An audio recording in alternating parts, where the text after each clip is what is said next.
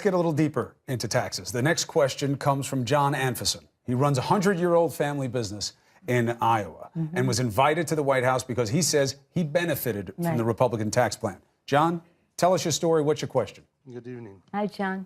Thank you. We are a small business of 7 full-time employees that provide fertilizer and seed products to our farm customers. In Iowa? When the tax and jobs bill was passed, I gave my employees a $1,000 bonus plus a 5% pay increase that they appreciated very much.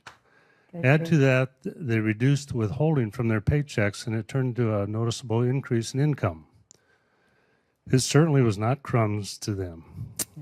My question is, what can you add to this legislation that would also contribute to the growth of jobs and wages in our country? Thank you, John. And let me congratulate you and commend you because you're a rarity. Not many businesses, only a small percentage of businesses shared their tax advantage with their employees. So let us thank John for that.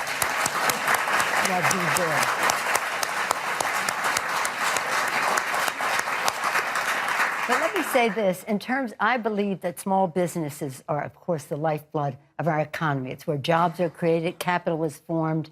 I think there's nothing more optimistic than anybody can do, well, maybe except for getting married, than to start a small business. So thank you for the interest that you have in your workers. But for many small businesses, this is we could have done more, yes. Why should 83% of the benefits go to the top 1%? We should start with small business.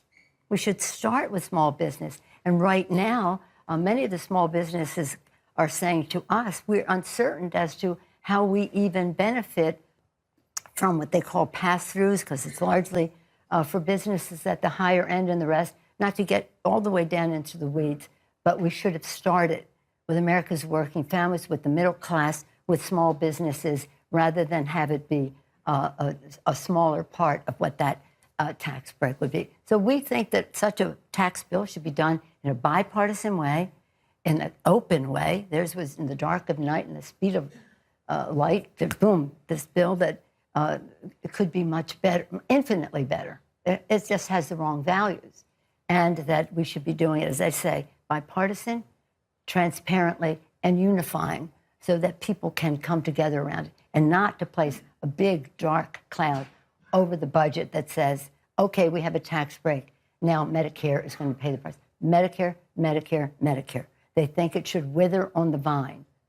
And this tax bill is just an excuse for them to cut Medicare, Medicaid, disability benefits, and Social Security, and the list goes on. 2 quick follows for you on this. When people hear your better deal, they are translating it on the Republican side as Pelosi wants to raise taxes. No. She's going to raise taxes on the rich, and then we'll see what they do with the money, but she's going to raise taxes. So don't listen to what they say about deficits. Democrats love to tax and spend. Would you raise taxes if you get into the majority?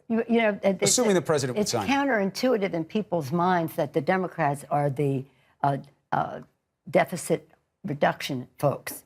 But the fact is, you look, when there's a Democratic president, the deficit goes down. When the Republicans are in power, they give tax cuts at the high end, and all kinds of other things, and the deficit, the debt, the national debt goes up. You just look at the record.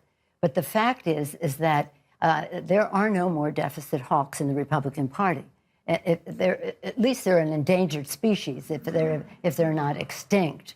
But you just look at how they were willing to take us $2 trillion in debt for this tax bill, that 83% of it went to the top 1%. I keep repeating that because it's just not it isn't where this should start. So no, we're not about raising taxes. In fact, we'd like to make the middle class tax permanent. Maybe that's a thing to do. We have to subject it to what does that bring to the economy. Just let's put it all on the table. What creates growth, generating good-paying jobs that reduces the national debt. That's the direction we should go in. But what did they do? They gave tax breaks to corporate America permanently, and for the middle class, they said, well, we'll give you a tax cut, but it's only temporary. But all right, so deal with the counter-argument. The counter-argument is, here's what we know about the tax cut. Very early stages, right? People just went through their filing. We'll see how it's made manifest. But unemployment below 4% in, 17 years. Trump's approval is higher nowhere than it is when it comes to the economy. Every metric of economic growth is up. The Republicans are saying this worked. People like it. They say they're getting money. You called it crumbs. They like it. They say crumbs are better for their life than you said it was. What's your counter argument? Well, when I said crumbs, I said crumbs from the banquet of the table that they set for the top 1%, because it is small compared to what they gave to the top 1%. Why wouldn't we start with the banquet for the middle class instead of the top 1%? What was your other point?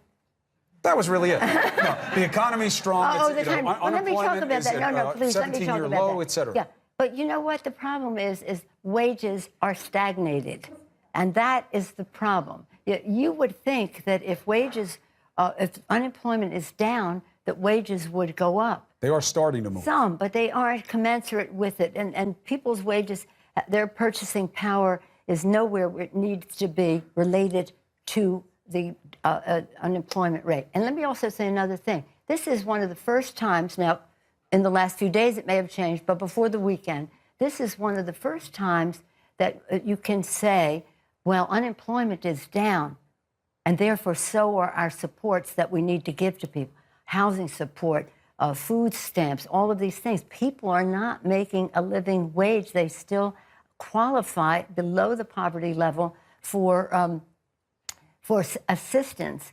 If unemployment is low, you would think wages would be up, and that would be reduced in terms of the federal budget. But the fact is that isn't. I myself am for $15 an hour. The fight for 15. We have to raise the minimum wage so that people can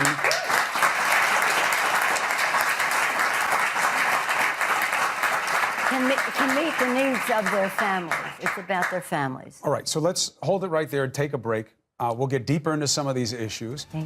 Specifically, we have a survivor from the Santa Fe, Texas high school shooting.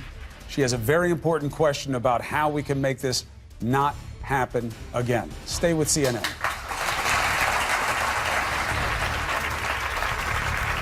Pelosi, we've been getting through a lot of topics, and there's another big issue. We haven't touched it yet tonight, but now we must. Healthcare. Let's bring in Angela Perta, a cancer survivor. God bless you, Angela. It's great to have you here. What is your question? Good evening, Leader Pelosi.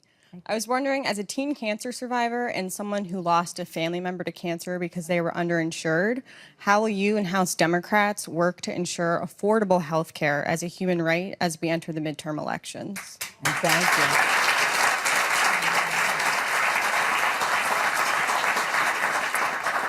Well, I'm very proud.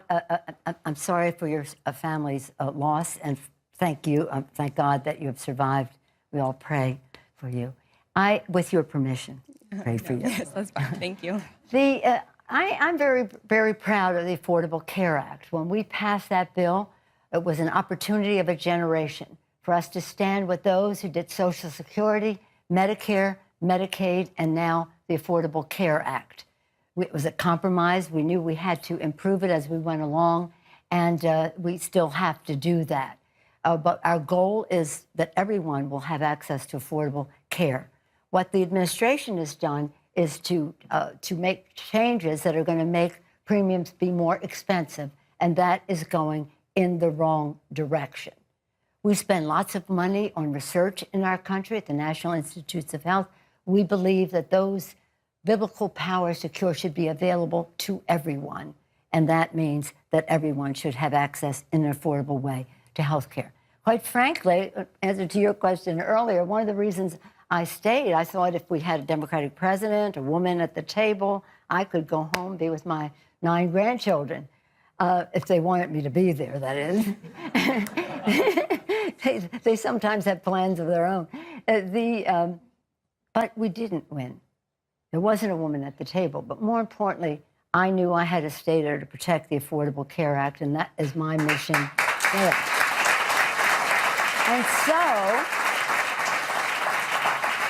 And so we know what we need to do to stabilize the markets. We know what we need to do to make it more affordable and more universally accepted.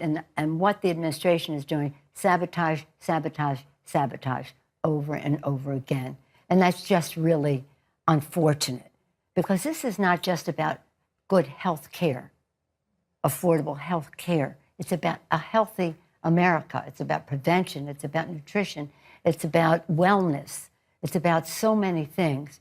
But it's also a recognition that health care is a right, not a privilege. And I'll go further and say that the most privileged person in America, with all the resources in the world, well, his or her health has a better chance of being the best if the poorest person in our country has access to quality, affordable health care. Because when everyone is in the loop, we learn more. We learn more. We learn more about how to prevent, how to care for, and then hopefully how to cure.